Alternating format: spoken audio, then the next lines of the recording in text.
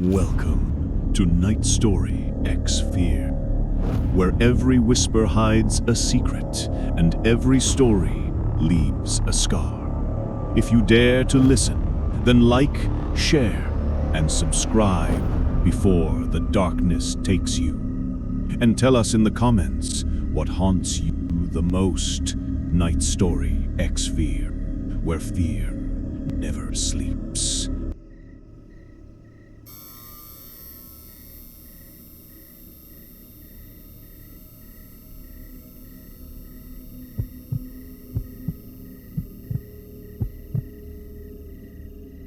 I was 21 when this happened. It was 2017, and at the time I was working part-time at a gas station a few towns over from where I lived. It was one of those jobs I only planned to keep for a few months, just until I figured out what I wanted to do next. The shifts were usually easy, a lot of ringing up snacks and cigarettes and stuff like that, more so than the occasional person paying for gas and cash. During the day, it was annoying but normal. The nights were different. The nights dragged. The place felt too bright inside and too dark outside, and every customer felt a little stranger. That night, I was working the closing shift by myself, and I still think about it all the time. The store closed at midnight. Around 9 or 10 at night, the phone started ringing. I answered without thinking anything of it. The second I picked up, I heard this weird voice. It was low and drawn out, like someone trying to sound like a killer in a horror movie. It reminded me right away of Ghostface from Scream. It sounded really forced, like someone trying to do an impression, but yet it was still unsettling. The voice asked if I was all alone in the store. I just stayed quiet for a second, then said something sarcastic like, "Yeah, you got me," and then I hung up. I figured it was one of my friends messing with me. I texted the group chat and asked which one of them was calling the store pretending to be a serial killer. They all found it funny and acted confused at first. One of them asked what I was talking about, then another said he was at home. I assumed they were just lying because that would have been the obvious response if they wanted to keep the prank going. About 10 minutes later, the phone rang again. It was that same fake horror movie voice. This time they asked why I hung up. I once again sarcastically said, "Alright, you got me." The voice let out this soft laugh that sounded weirdly real, not playful like I expected. Then it said I shouldn't be rude to people who know where I am. I hung up again, but this time I felt a little off. It was probably still a joke, but there was something about how calm the person sounded that got me. I kept trying to shake it off. Customers were still coming in at that point, enough to keep me distracted. People getting gas, buying beer, and getting lottery tickets. But every time it slowed down, I found myself looking at the phone. It rang a third time around 10:40. I answered, and I immediately regretted it. The voice asked if the store always got this quiet that late. That got under my skin more than I want to admit. I said nothing and hung up. After that, I texted my friends again, this time more seriously. I said it was getting old and asked who was doing it. Again, they all denied it. I started messaging them one by one. It was the same thing. One was with his girlfriend, one sent me a picture from his basement, one was apparently at a friend's house almost half an hour away. At that point, I started getting annoyed instead of scared. I thought maybe they had someone else doing it, but the truth was, even though the caller never said my name, he was saying things that matched what was happening in the store, like how quiet it was. Around 11, the calls started coming closer together. I stopped answering after the fifth one. The phone would ring and I would stare at it and let it stop on its own. Then a minute or two later, it would ring again. That went on for maybe 15 minutes. I started checking the cameras more. There were a few around the outside of the building and a few inside. The store sat by itself off a road that got pretty dead at night. There was a small patch of woods behind one side of the building and an alley-like area where the dumpster was. The outside cameras weren't great. They had blind spots, and the picture at night was grainy. Still, I kept flipping through them, half expecting to catch one of my idiot friends crouched outside laughing. I didn't see anyone, though. Then I started hearing little sounds outside, which at first I told myself was nothing. For example, a tap somewhere. Then what sounded like a light scrape near the side wall. Then a noise by the back that sounded like someone stepping on loose gravel. It got to a point where I couldn't dismiss it any longer. I texted the group chat again and told them to seriously stop. I even sent a picture of the empty store and wrote that this wasn't funny anymore. They kept denying it. One of my friends actually called me from his normal number and I told him what was happening. He sounded genuinely confused and said he wasn't joking, nor was he involved in any joke. He told me to lock the door early if I had to. I didn't want to do that unless I really felt I needed to. Part of me still thought I was making too much of it. At around 11:40, one last customer came in. I remember the exact sound of the door opening because it made me jump. I looked up and saw just a regular-looking guy at first, maybe late 20s or 30s. Nothing outwardly crazy about him. He wasn't dirty or dressed weird. He just had this blank expression. He didn't say hello, he just walked in and started moving through the aisles. I watched him on the cameras while pretending not to. He took way too long for someone who ended up buying one bag of chips. He kept drifting to different aisles and then stopping. More than once, I saw the top half of his face appear above the shelves while he looked toward the counter. Not in a casual way either. It felt like he was checking on me. I kept thinking maybe he was high, or maybe he was tired, or maybe he was deciding what he wanted. But my stomach had that heavy feeling by then, like my body already knew something was wrong before my brain wanted to admit it. He was in there for at least 8 or 9 minutes. Then he finally came up to the counter with a bag of chips. He still didn't say a word, so I didn't either. I just took the chips and scanned them. When I looked down at the register, everything felt normal for 1 second. Then I looked up and caught him staring directly into my eyes. He held it for maybe 2 seconds. It doesn't sound long, but it was. There was no expression on his face when he did it. Then he looked down and paid. I handed him back the bag, and he turned and walked toward the door. I remember thinking maybe I was overreacting. Maybe he was just a weird guy. But right as he got to the door and pushed it halfway open, he stopped and turned his head back toward me without fully turning his body. His chin was slightly lowered, so his eyes had to look up at me. Then he smiled. I still don't know how to explain that smile without sounding dramatic. It looked like he knew exactly how creepy he looked, and he was doing it on purpose. It made every hair on my body stand up. Then he stepped outside, and instead of walking toward any of the pumps or toward a car, he walked around the side of the building. When he did it, he kept his eyes on me through the glass. He kept that smile, too. I just stood there watching him until the angle cut him off. Then I rushed to the camera monitor and followed him there. I saw him round the building and head toward the side where the woods were.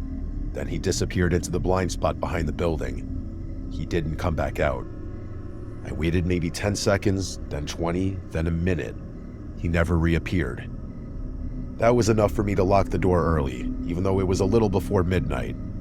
This part might sound dramatic, but I texted my family and my friends and told them that there was a creepy guy outside and I wasn't joking anymore.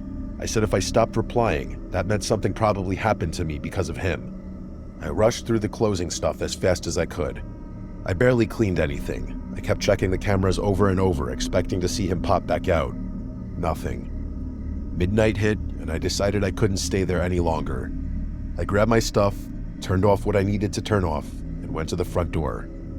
I unlocked it and stepped out, and that moment of having to relock it was so tense I couldn't have done it quick enough. Once I did, I took off running to my car. It was parked off to the side of the building. I got most of the way there, and just as I reached it and slowed for half a second, I heard fast footsteps. Not running, but worse somehow, like speed-walking steps slapping the pavement in front of the store. I turned and saw him. It was that guy. He had come from the front corner of the building and was moving toward me and my car fast. I yanked my car door open and threw myself inside. I locked the door and started the engine so fast I almost flooded it. The second the car started, I hit reverse and peeled out of that lot. I looked once in the mirror and saw him standing there in the lights watching me leave. The whole drive home, I was sending voice texts and regular texts to everyone saying I was right, that I knew he was going to come out of nowhere. None of that was a prank anymore.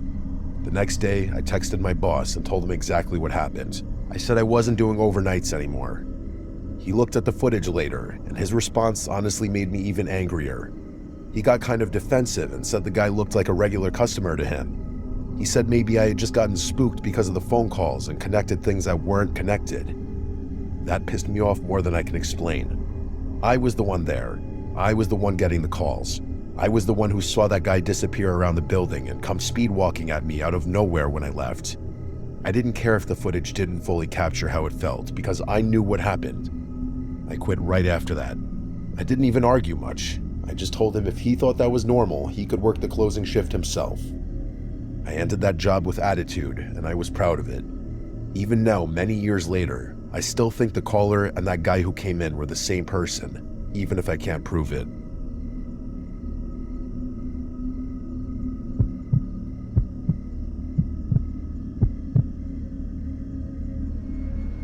My name is Cadence. I work the closing shift at a small dive bar in the quieter part of my town. The place is right off the highway, but the parking lot also has a back entrance that's available to the general town. It's nothing fancy, just a dimly lit spot where the regulars know each other by name, and the jukebox has been playing the same rotation of classic rock for years. Most of our customers are locals, truckers passing through, and the occasional lost tourist looking for a stiff drink. I like it though. The routine is predictable, the tips are surprisingly decent, and I've learned how to handle the usual bar crowd. The talkers, the flirters, the quiet drinkers, and the ones who just want to be left alone. Weekends are obviously a lot more hectic, but the thing about working during the week is that I'm expected to work my night shifts alone. I don't even get a bar back to pop in now and again. Yeah, it's obviously easier work and slower during the week, but I miss the company of my coworkers. I tend to be pretty vigilant during my shifts because we do get the occasional bar fight considering the kinds of crowds we attract. That's why I clocked the guy immediately. It was sometime after 1 in the morning on a Tuesday when he walked in. If I had to guess, I'd say he was in his late 40s, but he was extremely clean cut and well groomed. Not the kind of look you'd expect from a guy his age in an area like this. He was wearing a black turtleneck underneath a black trench coat. Definitely well dressed, but casual about it. I'm not sure how to explain it, but he had this aura of sophistication about him that makes you think of money. Real money, not the loud look at me kind. He glanced around slowly before walking swiftly over to the bar and taking a seat. I also remember him having oddly good posture, but that's neither here nor there. When I walked over, he glanced at the bottles behind me and ordered something top shelf without hesitation.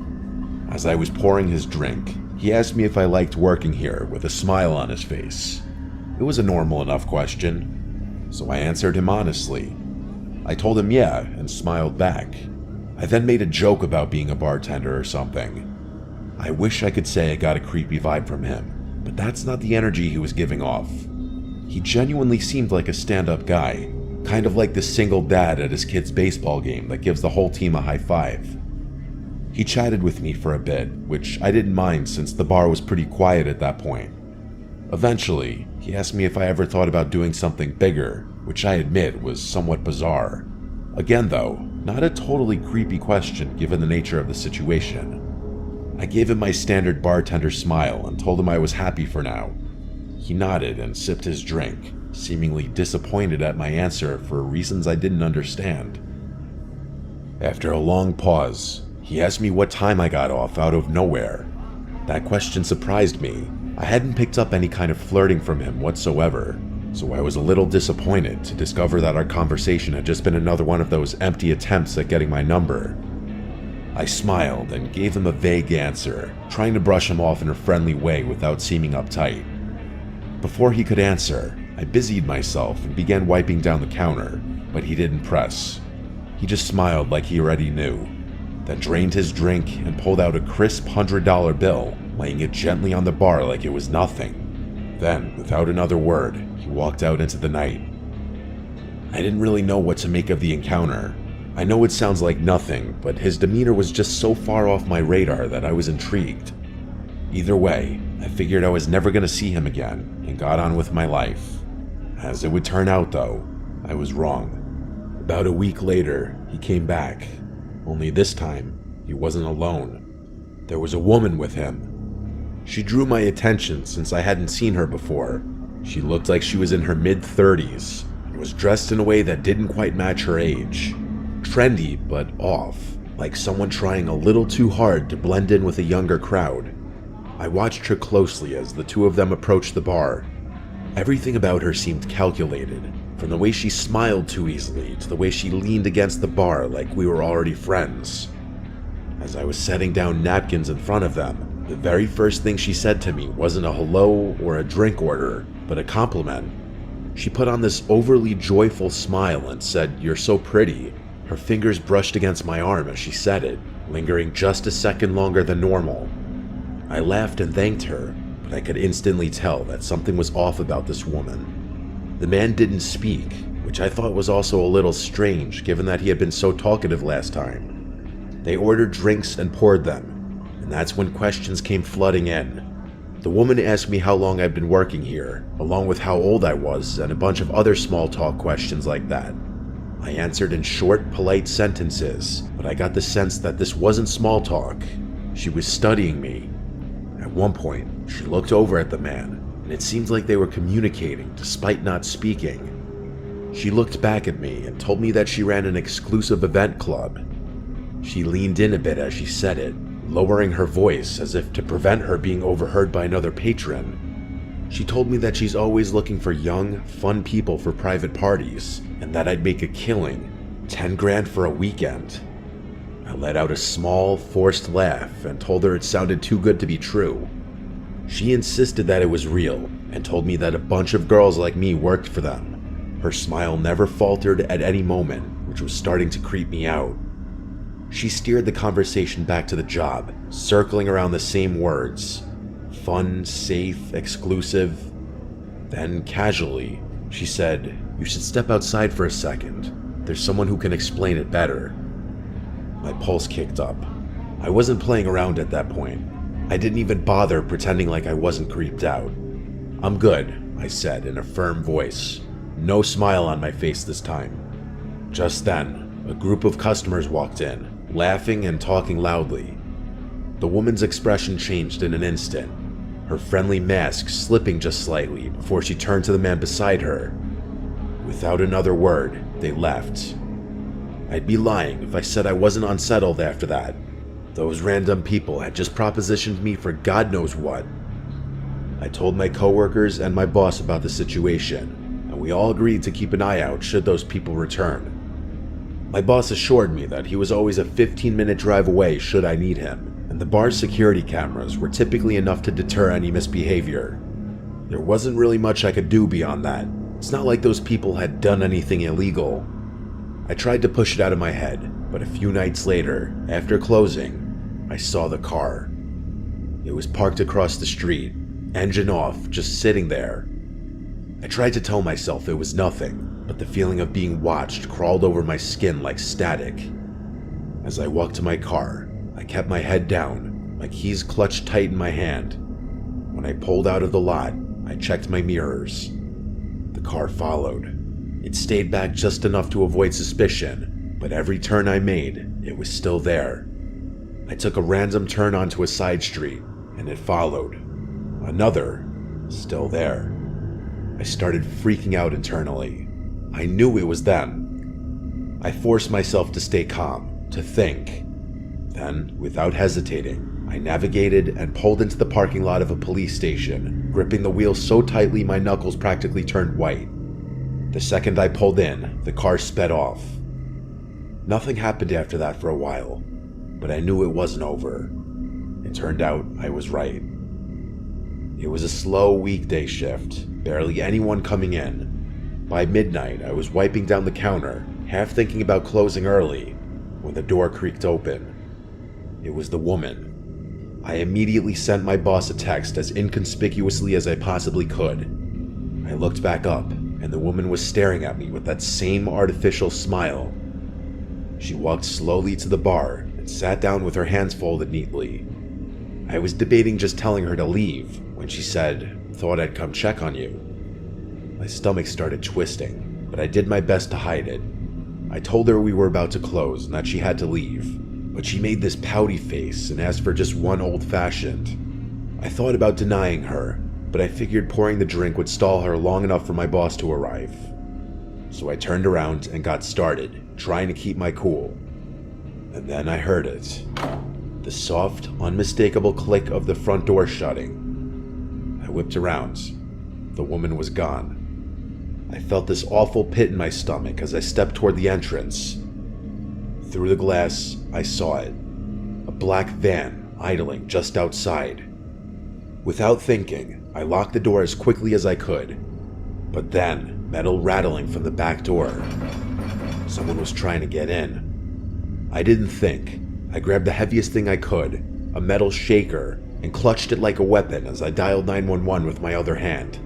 There was no way the police would get there in time, so I thought about making a run for it out the front door, but I didn't for whatever reason. I was bracing myself for a fight when I saw headlights pulling into the lot.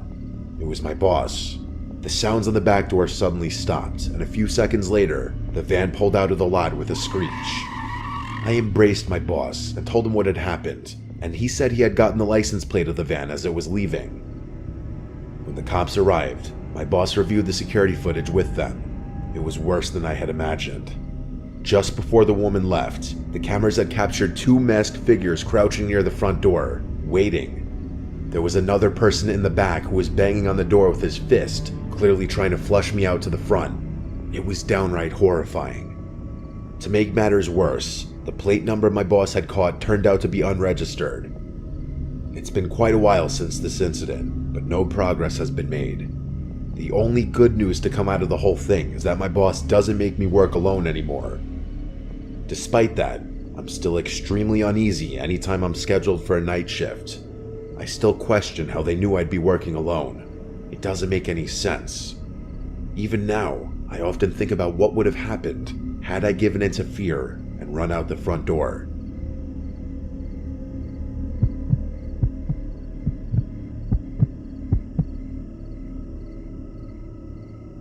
I used to work the night shift at a gas station / convenience store off a quiet stretch of highway.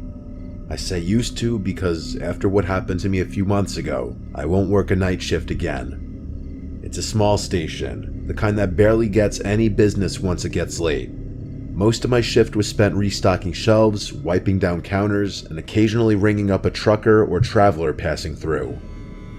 I remember the whole thing vividly. It was just past 2:30 in the morning. By then, even the truckers had mostly dried up, and I was left with basically nothing to do. I scrolled mindlessly on my phone, trying to kill some time. At one point, I stepped outside for some air, rubbing my hands together against the cold. I exhaled a few times, watching my breath disappear in the cold. The parking lot was empty, just the pumps, the road, and the dark stretch of trees beyond. The neon sign flickered faintly, and I remember it being hazy out, like you could literally see the moisture in the air. Even with the highway not too far off, it was pretty silent out there. Right as I was about to walk back towards the store, I noticed something move out of the corner of my eye. I whipped my head around and realized there was a person standing behind one of the pumps. How had I not noticed him earlier? He was wearing a dark red hoodie with the hood up, and he had both hands shoved in his pockets. There wasn't a car in sight, so he obviously wasn't fueling up. The only thing was, he didn't seem to be heading towards the store either. He was just standing there, half turned toward the store like he was watching me. At first, I figured maybe he was waiting for someone, but something about the way he moved rubbed me the wrong way. He was kind of shuffling about in this circular pattern. I entered the store, but made sure to keep an eye on him through the glass. I kept track of him while pretending not to, hoping someone would drive up and pick him up or something. But after a few minutes, he started walking toward the door. Slow at first, then suddenly pushing inside like he'd made up his mind all at once. He walked up to the counter, but didn't say anything right away, just stared at me like he was sizing me up. Then, in a rushed, almost rehearsed way, he muttered that his car had broken down just before the pumps.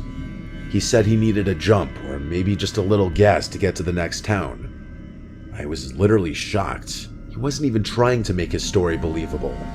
Like, I couldn't believe he actually expected me to buy his BS story.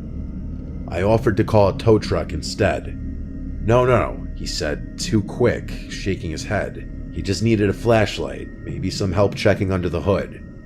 Something was definitely off, that much was true. The way he spoke, the way he watched my reaction, it felt like a test. To be fair though, people walking into gas stations at that hour are usually a little strange, and I started wondering whether he actually needed help and was just an odd person or on something. I asked him where his car was parked, and he told me it was just beyond the highway entrance. I was obviously skeptical, but then he pointed at the monitor behind me. I turned to look at the screen, and to my surprise, there actually was a car parked out there. I thought to myself, oh crap, maybe this guy really does need help. And that's when it hit me. I had literally just been outside, and I would have remembered a car parked out there. I glanced back at the monitor and saw the slightest movement near the car's back bumper. Someone was crouching just out of view. A cold wave of dread hit me. I forced a casual smile and agreed to help the guy, but not before telling him I needed to grab my phone from the back office.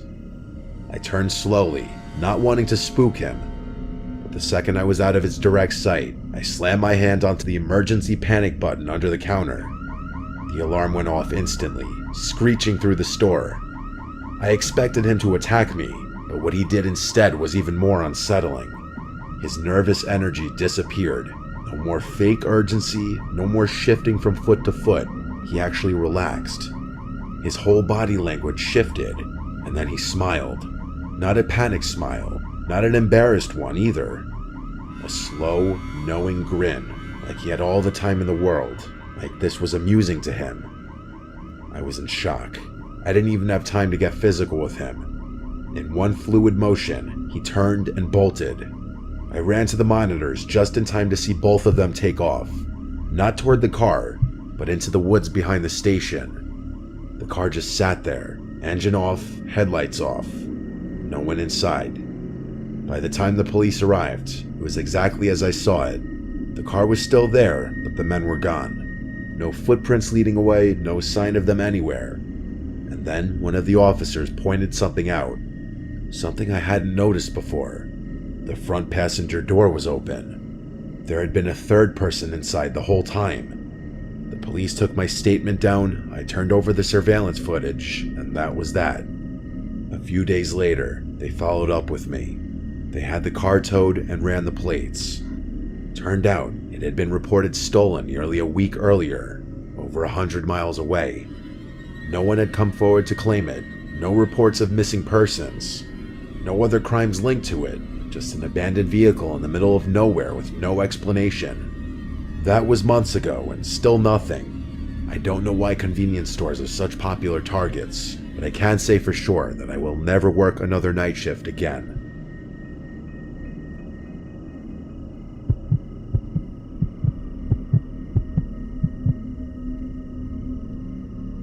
This happened a couple weeks ago. I worked the night shift at Walmart. It's not the worst job in the world, but after a while, it starts to feel like you're just floating through time. The nights blend together. Same shelves, same routine, same dull hum of the overhead lights. Hopefully something better comes along. I usually hang out in and stock the electronics section, which is nice because it's quieter than the other areas. People don't exactly come rushing in at 2 a.m. to buy phone chargers and Bluetooth speakers. Most of the customers are either night owls killing time or truckers grabbing last-minute supplies before heading back on the road. That's why I noticed him. At first, I didn't think much of it. Just another guy wandering the aisles, probably waiting for someone. But after a few minutes, I realized he wasn't shopping. He wasn't even pretending to. He just kept appearing. Every time I glanced up, he was lingering nearby, hovering in the next aisle over or standing a little too still by the clearance section. He wasn't looking at anything. He was just standing there, watching me. I told myself I was overthinking it. The store is big and maybe he was just taking his time. But the way he moved, always just close enough for me to notice, never actually picking anything up, it set something deep in my gut on edge. I was waiting for him to just get on with it and ask for my number, but he never approached me. It was like he wanted me to see him, which didn't make any sense to me. I went to radio someone about it, but realized that the batteries in my radio must have been dead because it wasn't working. Eventually, I started debating whether I should go find a manager when I felt a hand wrap around my arm. I nearly jumped out of my skin, but before I could react, a woman's voice rang out loud. Friendly, overly familiar. She exclaimed, "There you are," before going on a little spiel about how she had been looking all over for me. I turned, completely thrown off, and saw a woman I had never seen before in my life. She was smiling, her grip firm on my arm, like we were old friends reuniting. Before I could say anything, she leaned in and whispered, her tone dropping to something low and urgent. "That guy's been recording you. Follow me." My stomach dropped. I turned my head slightly, just enough to glance back. The man was still there, only now, he wasn't even pretending to browse. He was staring right at me. A cold wave of fear crept over me. I let her pull me. I didn't even question it. The way she grabbed my arm, the way she spoke so loud and casually, like we were two old friends reuniting, I clung to it. I was beyond grateful that someone had realized what was going on and put herself in an uncomfortable position just to help me. She kept up the act as we walked, rambling about something, maybe a trip she had taken, maybe an inside joke we supposedly shared. I barely processed the words. My thoughts were stuck on him. Had he really been recording me? That was creepy as hell. I wanted to know if he was still following us, but I couldn't muster the courage to turn around just yet. The woman steered me through the aisles, moving fast. I barely noticed where we were going, only that we were going, that the distance between me and that man was growing.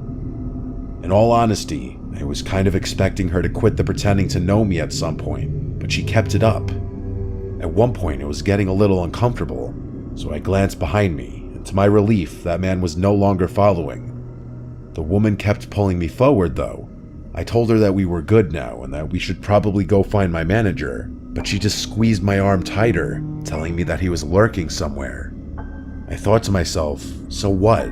What's he gonna do in a store full of employees? I was obviously worried at first because no one was around, but now that I wasn't alone, I started realizing that there wasn't much of a point in being scared anymore.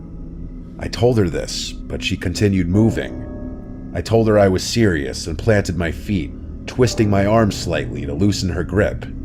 "You can let go now," I said, but she didn't. She smiled at me, but something in it was off. "Come on, just a little further," she said, basically tugging me at that point. I glanced around. The store was basically dead. We had moved past the registers, past the self-checkout, past the aisles that saw the most foot traffic. The warehouse section loomed ahead, dimly lit and nearly empty. Beyond that was the side exit, the one without cameras, the one employees used for loading shipments. That's when it dawned on me. She was leading me straight to the exit. I didn't think. I screamed for help as I yanked my arm free of her grasp with all my might. She lost her grip just enough for me to pull free. I didn't waste another second. I turned and ran toward the front of the store. As I fled, she yelled out something behind me. She yelled for me to come back, followed by my name, which I hadn't given her.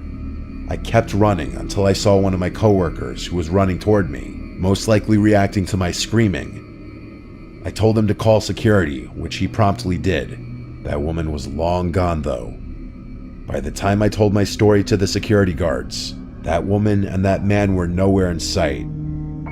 They reviewed the security footage, and just as I suspected, the woman and man walked into the store together. She had been with him the entire time. The man's face was clear as day in one of the frames, but hers was always turned away. I had a feeling she was the mastermind behind the whole thing, so I was infuriated that the cameras hadn't picked her face up. Every second of it had been planned. The police got involved, and the whole thing went down as a failed abduction attempt. I'm still waiting for a resolution about it. That man should definitely be easy to track down, given his face was caught on camera. I have no idea how that woman knew my name. That's what terrifies me the most. Those people hadn't just picked me at random. I was a direct target.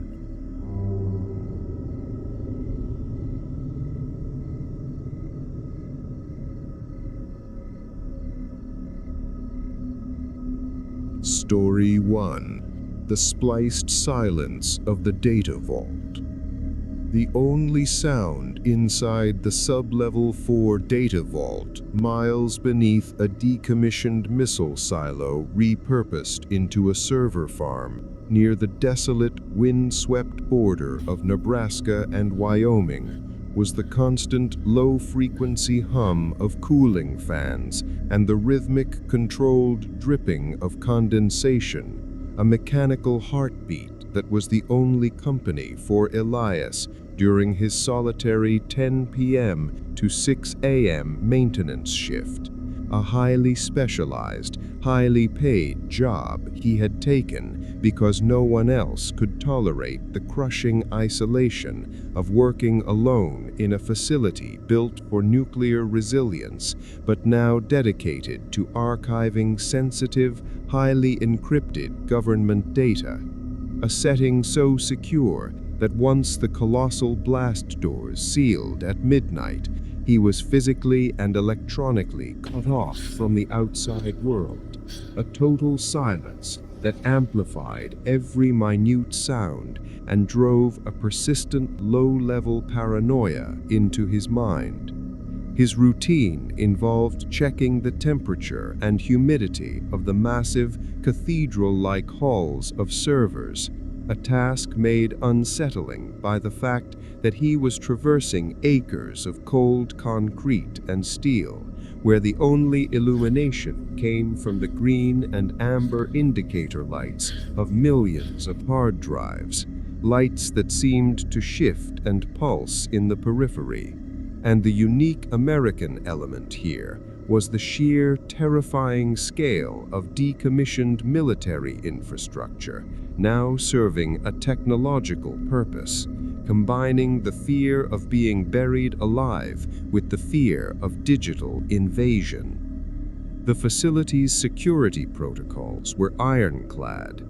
Motion sensors were disabled during maintenance, leaving only Elias's flashlight beam to pierce the absolute darkness, and access required a retina scan and a 6-digit code that changed hourly, a system that should have made trespass impossible.